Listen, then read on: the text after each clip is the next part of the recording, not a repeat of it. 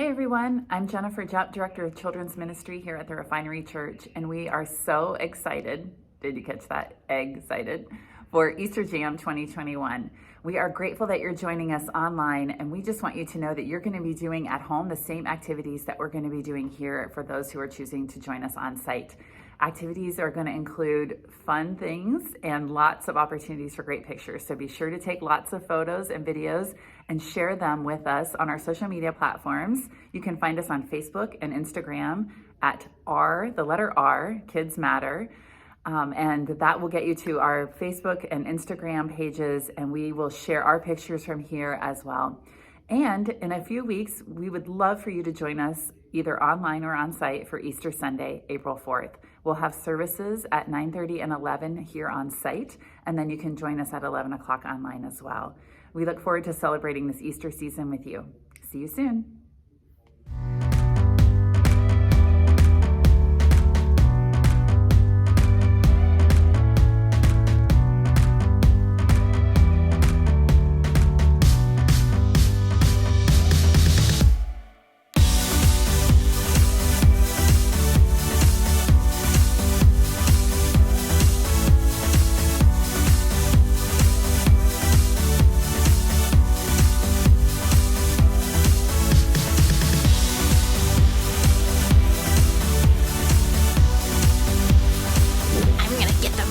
Easter eggs? No, I'm gonna get the most Easter eggs, but I'm gonna get the most Easter eggs. Okay, how many Easter eggs are you gonna get? I'm gonna get like 12. I'm gonna get 13. Hi everyone! Happy Easter! I'm your host, and I am so excited that you've taken a few minutes to sit down and join me wherever you are. Together, we're gonna celebrate the most important event ever, Easter. Now, you and I both know Easter is about more than eggs and chocolate and that fake grass you'll be vacuuming up for weeks. It's about the biggest moment in human history. But before I get to that, I thought it might be fun to take a look at how Easter has been celebrated in the past. Whoa, okay, not quite as far back as the very first Easter. See, at that time, Jesus' disciples were hiding behind closed doors. And well, I think we've all had enough of that in the last year. I'm talking about the way our great-grandparents celebrated Easter in style. Okay, let's be real. Some of you are in your PJs right now, or at least your comfy clothes. But earlier generations really knew how to make the day festive. And of course, some of the traditions we know and love today started many years ago. Take Easter eggs. See, Easter eggs were first decorated more than 500 years ago as a symbol of new life. Check this out. You've got egg art of all kinds. Carved eggs, wooden eggs, whoa! Painted eggs, it's so beautiful. And the classic plastic eggs. But my personal favorite? The chocolate cream egg. See, in the United States, we even have a national tradition called the Easter egg roll that has happened every year at the White House since 1878. And since none of us are actually at the White House today, I thought it would be fun for every family to do your very own Easter egg roll right now. So, first, figure out how many in your family are going to play. Then, go get an egg for each family member. It can be a plastic egg, or, if you're hardcore, use real eggs. You got 30 seconds to go grab them right now.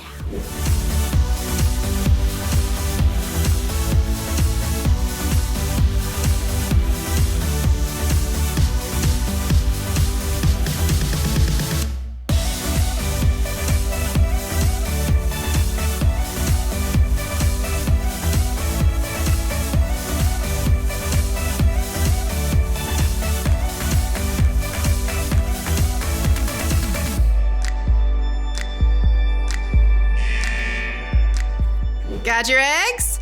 Perfect. Now for your egg roll. Okay, I need you to find a place in your house where your whole family can line up side by side as if you're on an imaginary starting line. Then create a finish line on the floor as far as you can from the starting line. This could be a pillow, a towel, anything. Then your family will count down from 3 and start rolling your egg from the starting line to the finish line. First family member to get your egg to the finish line wins. Ready, set, okay, wait. You can't just roll the egg with your finger. That's too easy. You have to roll the egg with your nose. Boom! Okay, everybody ready? We're putting a 1-minute timer on the clock. This Easter egg roll is happening in 3, in 2, 1, go!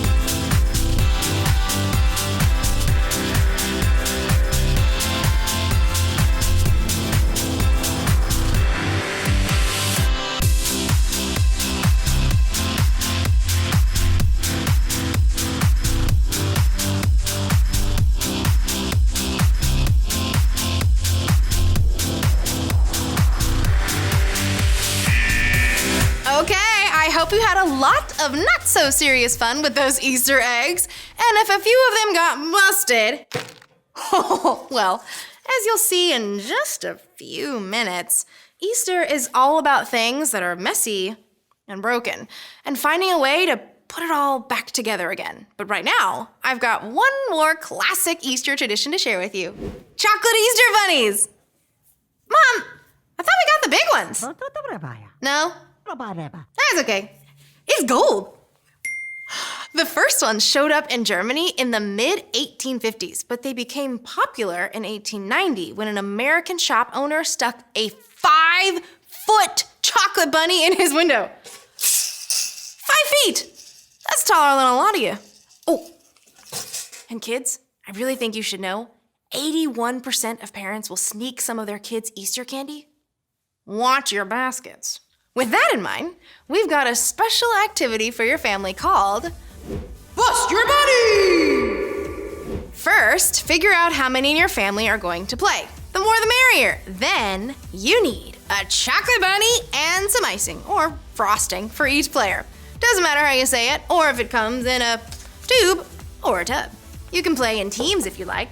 You'll also need 1 hand towel and 1 hammer. Yeah, I said hammer. But don't sweat it if you can't get one right now. A book? A can of soup? Even your fist will work. Okay, press pause now to get everything and everyone in position for the game. I'll wait right here.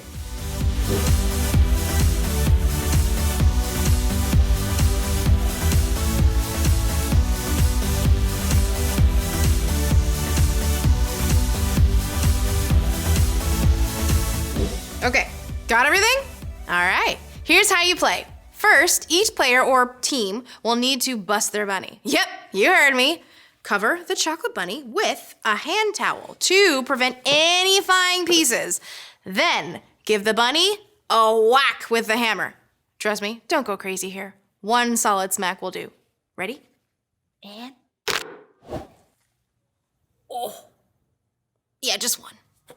Once everyone has properly busted up their bunny, the game is ready to begin. Your whole family will count to 3 and then begin gluing the bunny back together with their tube or tub of frosting. The first team to finish wins. Got it? Oh, and it has to look good, right? Oh yeah.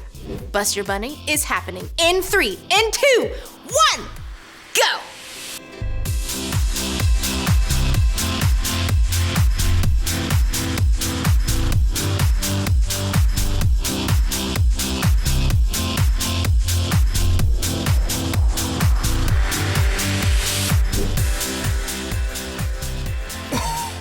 Wow, that was a mess, but I'm sure your results were, well, creative. And delicious. And make sure you post a pic of your glued back together bunny on social media.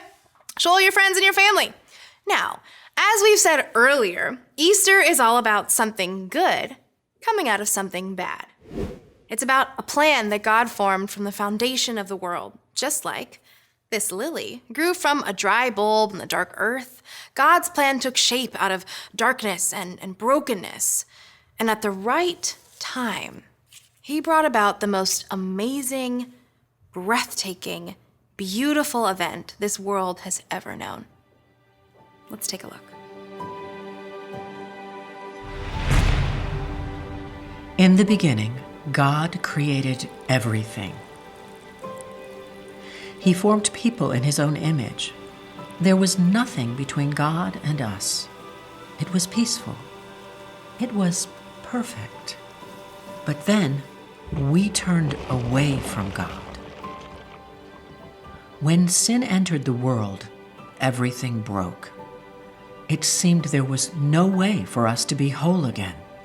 But God loved us so much.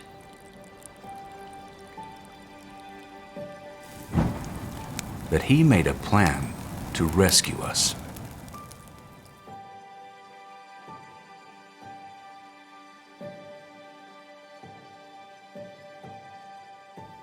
God sent his very own son, Jesus, to live among us.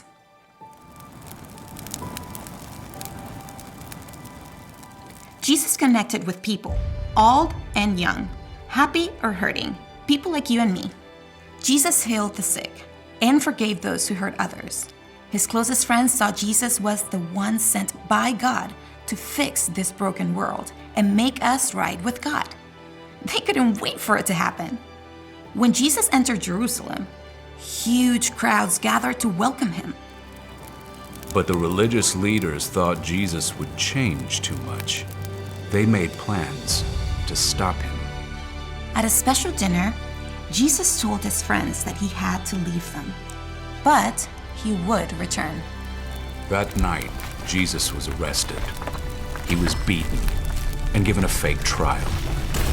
The religious leaders sent Jesus to the Roman governor, who could sentence him to die. Pilate found Jesus had broken no law, but a mob called for Jesus to be killed. Pilate gave in. He handed Jesus over to Roman soldiers. Jesus carried the heavy, rough beam of his own wooden cross up a hill. Soldiers nailed Jesus' hands and feet to the rough wood and raised him off the ground. But Jesus never stopped showing God's love and mercy. Even from the cross, Jesus asked God to forgive those people who were hurting him. Finally, Jesus called out, "It is finished." Then he died.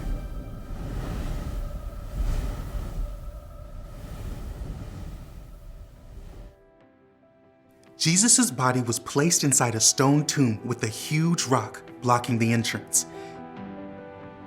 It seemed the plan had failed, that the world was broken forever, that no one could put the pieces back together. Early Sunday morning, on the day we call Easter, Mary Magdalene hurried to the tomb. She wanted to make sure Jesus' body was buried properly. But something was wrong. The stone was rolled away. When Mary looked inside, the tomb was empty. Mary saw a man and asked for help. The man called her name, and then she knew. It was Jesus, alive! God's plan could not be stopped, even by death. His love was too big. Jesus, God's Son, Took all our broken pieces. All of our sin. and made something new, Jesus lived and died and rose again, again, so we could be right with God. forever.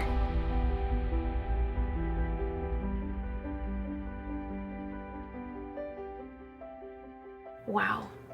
You know, I hear that story every Easter, and it always amazes me. I mean, God sent Jesus to the world to remind me that he is greater than anything that can go wrong in my world. The simple fact that Jesus came back to life is proof to me that I can face anything bad that happens. When you believe in Jesus and follow him, you begin living in peace with a God who can always take broken pieces and make them into something amazing. Well, that's all the time we have for today. Thanks for hanging out with me. I hope you had fun, and I hope you spend the rest of the day making some great memories with your family. Happy Easter, everyone. Bye. Now, where did I put those chocolate bunnies? Oh, yes. Bye.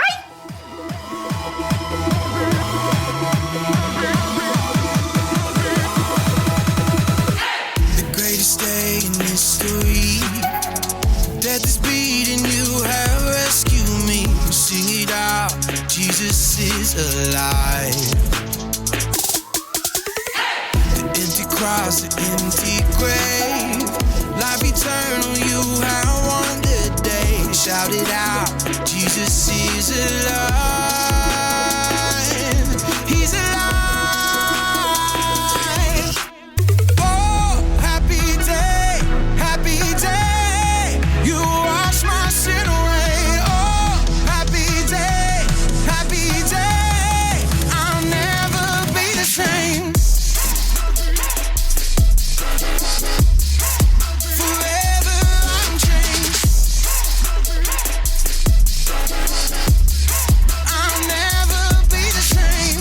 When I stand in that place, realize meeting face to face. I am yours, Jesus, you are mine. In this joy, perfect peace, earthly pain finally will cease. Celebrate, Jesus is alive.